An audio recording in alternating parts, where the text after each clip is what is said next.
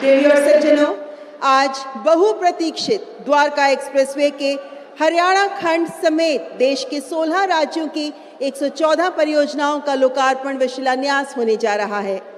मैं माननीय प्रधानमंत्री जी से सादर विनती करती हूं कि कृपया रिमोट का बटन दबाकर कुल 114 परियोजनाओं का लोकार्पण व शिलान्यास करें।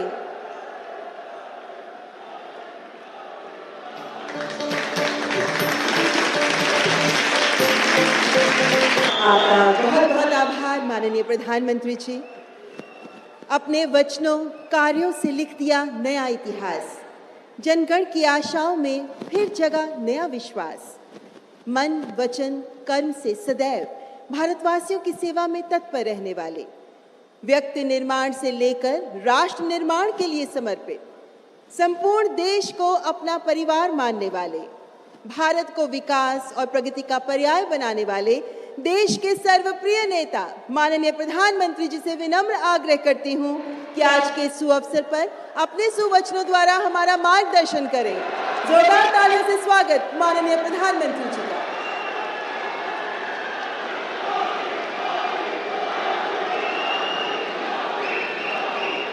भारत माता की, भारत माता की, भारत माता की। हरियाणा के गवर्नर बंडारू दत्तात्रेय जी, यहां के कर्मठ मुख्यमंत्री श्री मनोहर लाल जी, केंद्र में मेरे वरिष्ठ साथी श्री नितिन गडकरी जी, राव इंद्रजीत सिंह, किशनपाल गुर्जर जी,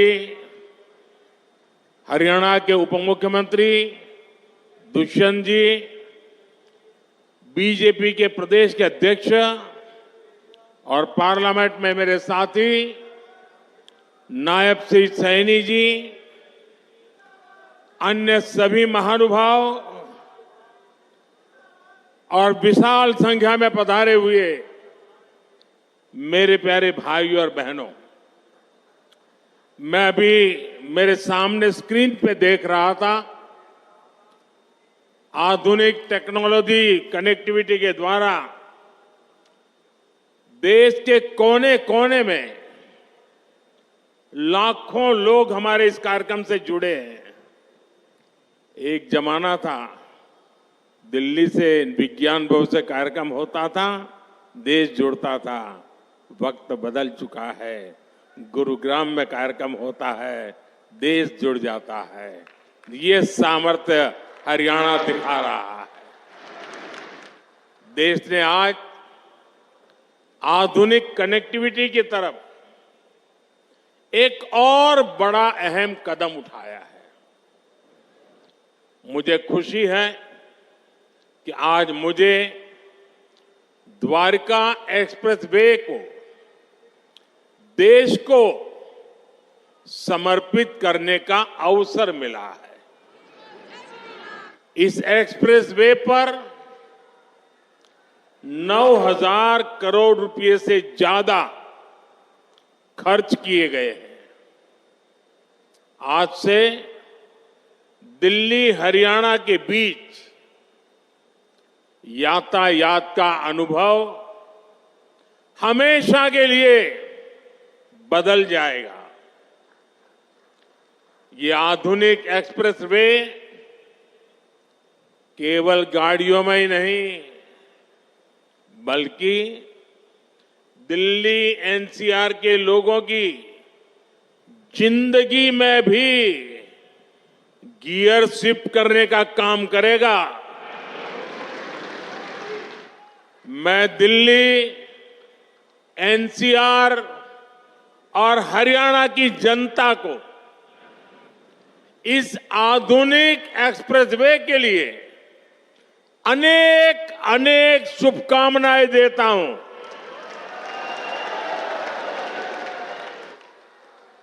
साथियों,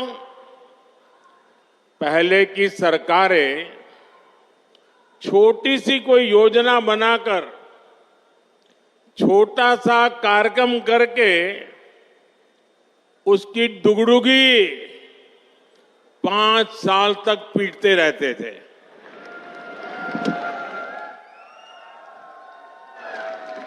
वहीं भाजपा सरकार जिस रफ्तार से काम कर रही है उसमें शिलान्यास लोकार्पण के लिए समय कम पड़ रहा है, दिन कम पड़ रहे हैं जी।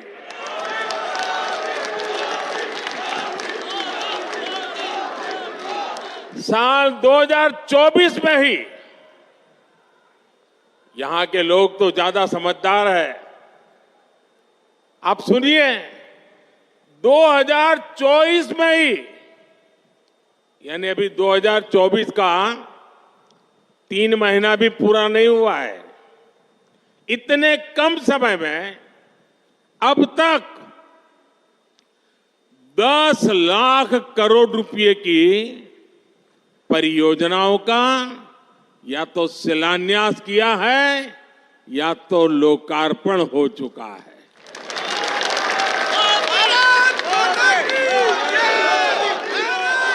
और मैं जो कह रहा हूं ना, ये तो मैं सिर्फ उन प्रोजेक्ट की चर्चा कर रहा हूं जिनमें मैं खुद शामिल हुआ हूं। उसके सिवाय मेरे मंत्रियों ने, हमारे मुख्यमंत्रियों ने जो किया वो अलग। और आप देखिए, 5-5 साल में कभी आपने सुना नहीं होगा, देखा नहीं होगा। 2014 के पहले का जमाना जरा याद करिए।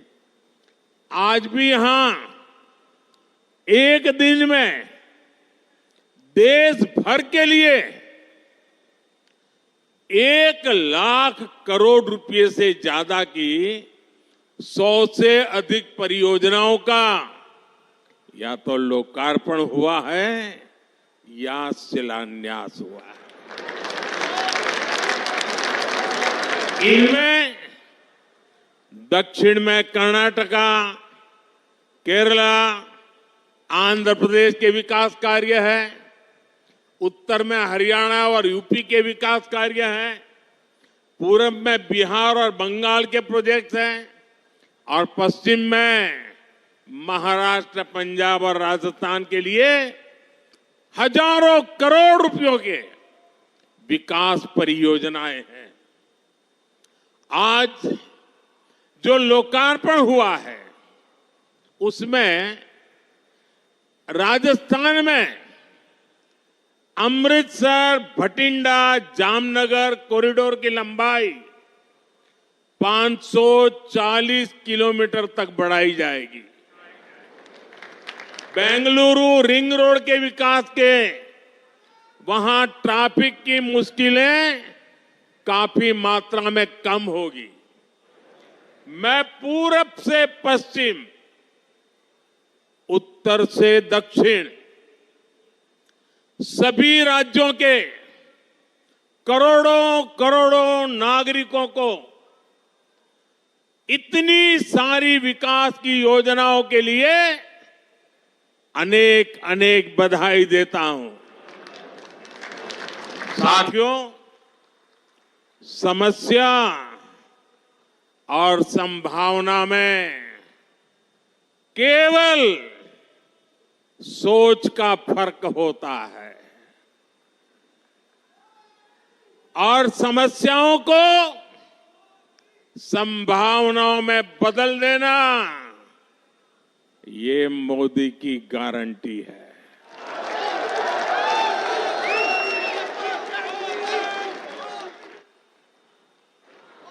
द्वारका एक्सप्रेसवे खुद इसका बहुत बड़ा उदाहरण है। आज यहां द्वारका एक्सप्रेसवे का निर्माण हुआ है। एक समय शाम ढलने के बाद लोग इधर आने से बचते थे। टैक्सी ड्राइवर भी मना कर देते थे कि इधर नहीं आना है। इस पूरे इलाके को असुरक्षित समझा जाता था, लेकिन आज कई बड़ी कंपनियां यहां आकर अपने प्रोजेक्ट्स लगा रही हैं। ये इलाका एनसीआर के सबसे तेजी से विकसित हो रहे इलाकों में शामिल हो रहा है। ये एक्सप्रेसवे दिल्ली में इंदिरा गांधी अंतर्राष्ट्रीय हवाई अड्डे तक कनेक्टिविटी को बेहतर बनाएगा। इससे एनसीआर का इंटीग्रेशन बेहतर होगा। यहां इकोनॉमिक एक्टिविटीज को गति मिलेगी।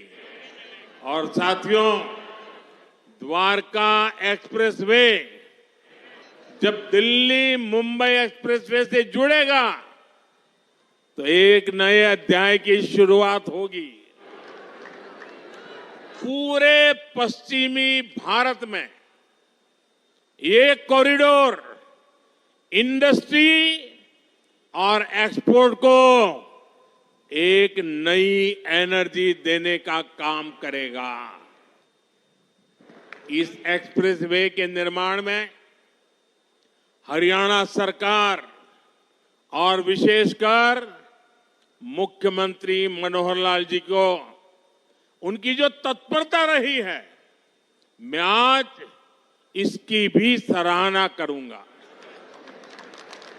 हरियाणा के विकास के लिए जिस तरह मनोहर लाल जी दिन रात काम करते रहे हैं, उसने राज्य में आधुनिक इंफ्रास्ट्रक्चर का एक बड़ा नेटवर्क तैयार कर दिया है। और मनोहर लाल जी और मैं बहुत पुराने साथी हैं। दरी पर सोने का जमाना था, तब भी साथ काम करते थे। और मनोहर लाल जी के पास एक मोटरसाइकिल रहती थी, तो वो मोटरसाइकिल चलाते थे, मैं पीछे बैठता था, रोहतक से निकलता था और गुरुग्राम आकर के रुकता था।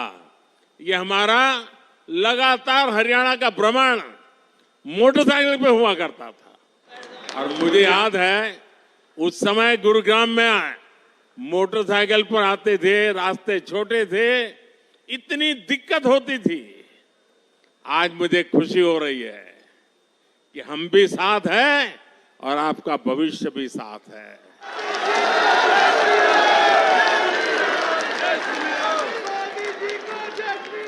विकसित हरियाणा, विकसित भारत के मूल मंत्र को हरियाणा की राज्य सरकार मनोहर जी के नेतृत्व में निरंतर सशक्त कर रही है। साथियों, 21वीं सदी का भारत बड़े विजन का भारत है। ये बड़े लक्ष्यों का भारत है। आज का भारत प्रगति की रफ्तार से कोई समझौता नहीं कर सकता। और आप लोगों ने अब मुझे भली भांति जाना भी है, पहचाना भी है, समझा भी है। आपने देखा होगा, न मैं छोटा सोच सकता हूं, न मैं मामूली सपने देखता हूं, न ही मैं मामूली संकल्प करता हूं। मुझे जो भी करना है विराट चाहिए, विशाल चाहिए, तेज गति से चाहिए। इसलिए कि मुझे 2047 में हिंदुस्तान को विकसित भारत के रूप में देखना है। दोस्तों, आपके बच्चों के उज्जवल भविष्य के लिए जी जान से जुटे रहना है। जी,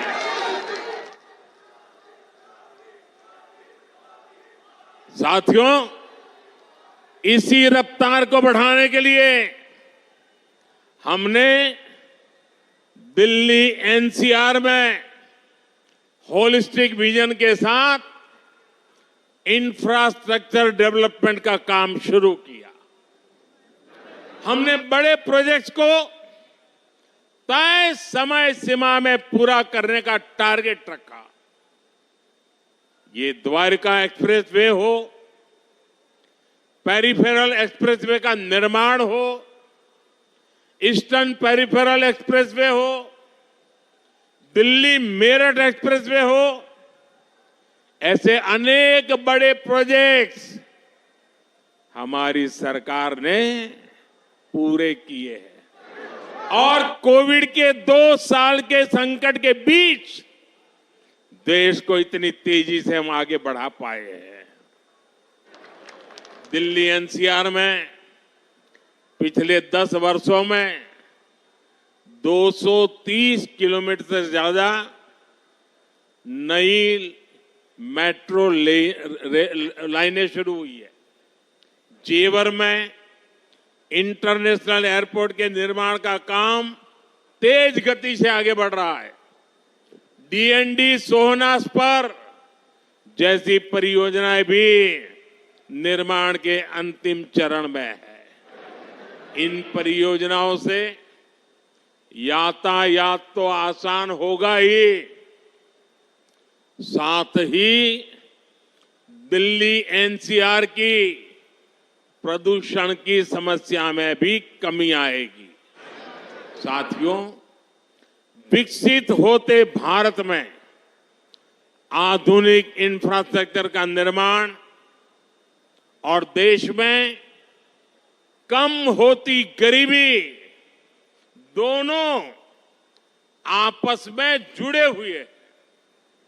जब एक्सप्रेसवे ग्रामीण इलाकों से होकर जाते हैं, जब गांवों को अच्छी सड़कों से जोड़ा जाता है, तो गांव में अनेक नए अवसर लोगों के घर के दरवाजे तक पहुंच जाते हैं।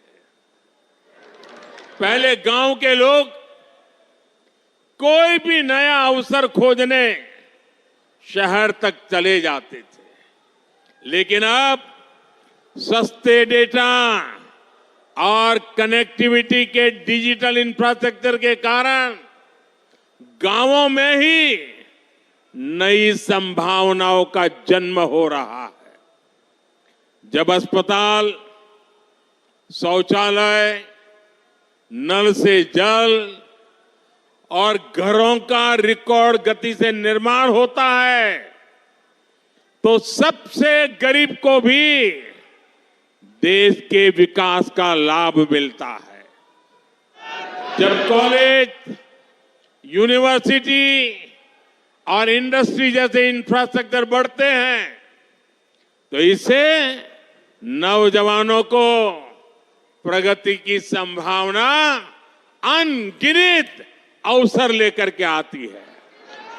ऐसे ही अनेक प्रयासों के कारण बीते 10 वर्षों में 25 करोड़ लोग गरीबी से बाहर आ सके हैं। और लोगों की इसी प्रगति की शक्ति से हम 11वीं बड़ी अर्थव्यवस्था से 5वीं सबसे बड़ी इकोनॉमी बन गए हैं। साथियों, देश में तेजी से हो रहा इंफ्रास्ट्रक्चर निर्माण का काम भारत को उतनी ही तेजी से दुनिया की तीसरी सबसे बड़ी आर्थिक ताकत भी बनाएगा। और इससे उतने ही ज्यादा रोजगार, स्वरोजगार के भी मौके बनेंगे। इस स्केल के इंफ्रा को बनाने में, हाईवे और एक्सप्रेसवे को बनाने में बड़ी संख्या में इंजीनियर्स और वर्कर्स की जरूरत पड़ती है। सीमेंट, स्टील जैसे उद्योगों को बल मिलता है, वहां भी बड़ी संख्या में युवा काम करते हैं। इन्हीं एक्सप्रेसवे के किनारे आज इंडस्ट्रियल कॉरिडोर बन रहे हैं। नई कंपनियां, नई फैक्ट्रियां स्किल युवाओं के लिए लाखों रोजगार लेकर के आ रही है। इसके अलावा अच्छी सड़कों के होने से टू व्हीलर और फोर व्हीलर इंडस्ट्री को भी गति मिलती है। इससे साफ है कि आज युवाओं को रोजगार के कितने नए अवसर मिल रहे हैं। देश के मैन्युफैक्चरिंग सेक्टर को कितनी ताकत मिल रही है। साथियों, देश में लाखों करोड़ रुपए के इन विकास कार्यों से सबसे ज्यादा दिक्कत अगर किसी को है तो वो है कांग्रेस और उसके गठबंधन गठबंधन।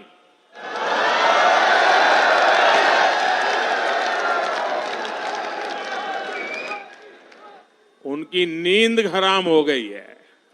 इतने सारे विकास के काम और वो एक की बात कर रहे हैं तो मोदी 10 और कर देता है।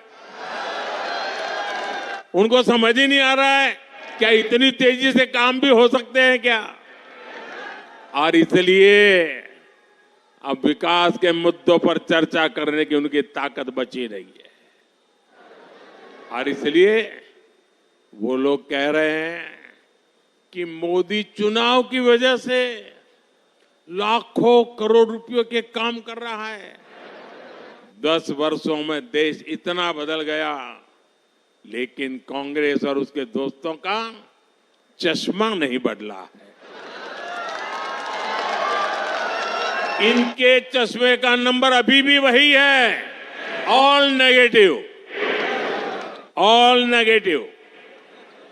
नेगेटिविटी और केवल नेगेटिविटी यही कांग्रेस और इंडी गठबंधन वालों का चरित्र बन गया है। ये तो वो लोग हैं जो केवल चुनावी घोषणाओं की सरकार चलाते थे। इन्होंने 2006 में नेशनल हाईवे डेवलपमेंट प्रोजेक्ट के तहत 1000 किलोमीटर एक्सप्रेसवे बनाने का ऐलान किया था, लेकिन ये लोग घोषणा कर करके घोंसले में घुस गए, हाथ पर हाथ रख करके बैठे रहे। ईस्टर्न पेरिफेरल एक्सप्रेसवे की बातें 2008 में की गई थी, लेकिन इसे पूरा हमारी सरकार ने 2018 में किया। द्वारका एक्सप्रेसवे और अर्बन एक्सटेंशन रोड का काम भी 20 वर्षों से लटका था। हमारी डबल इंजन की सरकार ने सभी मुद्दों को सुलझाया और हर प्रोजेक्ट को पूरा भी किया। आज हमारी सरकार जिस काम का शिलान्यास करती है उसे समय पर पूरा करने के लिए भी उतनी ही मेहनत करती है। और तब हम ये नहीं देखते हैं कि चुनाव है या नहीं। आज आप देख लीजिए, देश के गांवों को लाखों किलोमीटर ऑप्टिक फाइबर केबल से जोड़ा गया है। चाहे चुनाव हो या ना हो, आज देश के छोटे शहरों तक में एयरपोर्ट बनाए जा रहे हैं।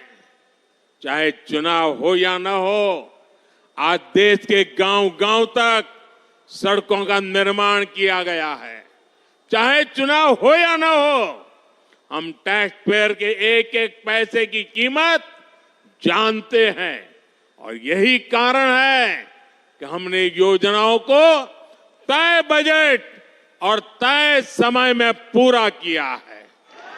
पहले इंफ्रास्ट्रक्चर की घोषणा चुनाव जीतने के लिए होती थी, अब चुनाव में इंफ्रास्ट्रक्चर के काम पूरे होने की बात होती है। यही नया भारत है। पहले डिले होते थे, अब डिलीवरी होती है। पहले विलंब होता था, अब विकास होता है। आज हम देश में 9,000 किलोमीटर हाई स्पीड कॉरिडोर बनाने पर फोकस कर रहे हैं। इसमें से करीब 4,000 किलोमीटर हाई स्पीड कॉरिडोर बनकर तैयार हो चुका है। 2014 तक सिर्फ 5 शहरों में मेट्रो की सुविधा थी। आज 21 शहरों में मेट्रो की सुविधा है। इन कामों के पीछे लंबी प्लानिंग लगती है, दिन रात की मेहनत लगती है। ये काम विकास के विजन से होते हैं। ये काम तब होते हैं जब नीयत सही होती है।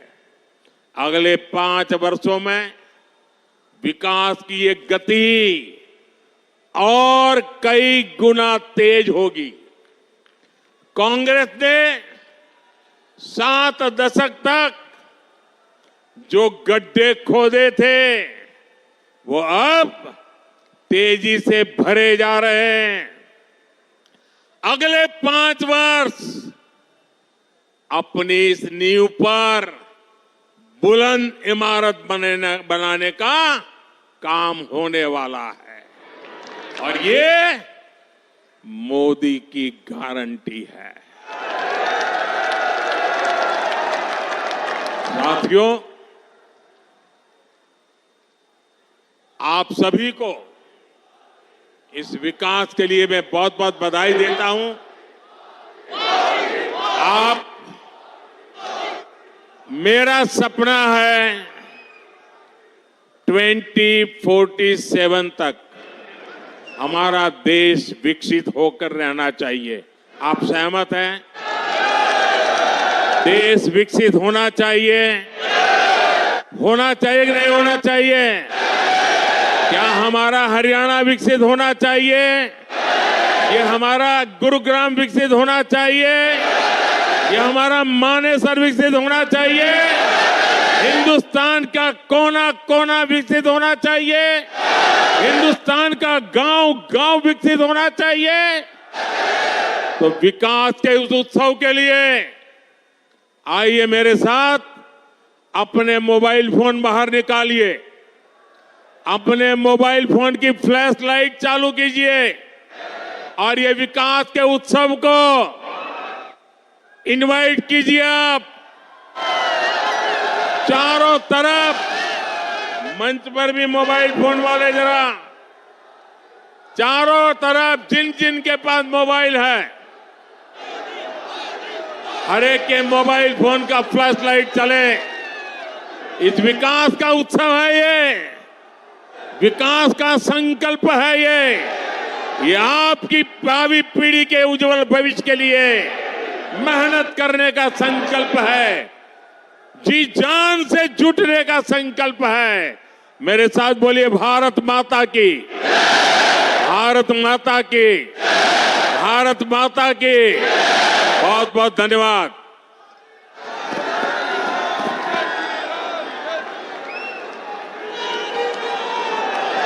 आपका हृदय से साधुवाद माननीय प्रधानमंत्री जी, बहुत बहुत आभार। आज हर देशवासी विकसित भारत को साकार करने के स्वप्न को ध्येय मंत्र मानकर आपके शब्दों से ऊर्जा पा रहा है। आंखों में स्वप्न, मन में आत्मविश्वास लिए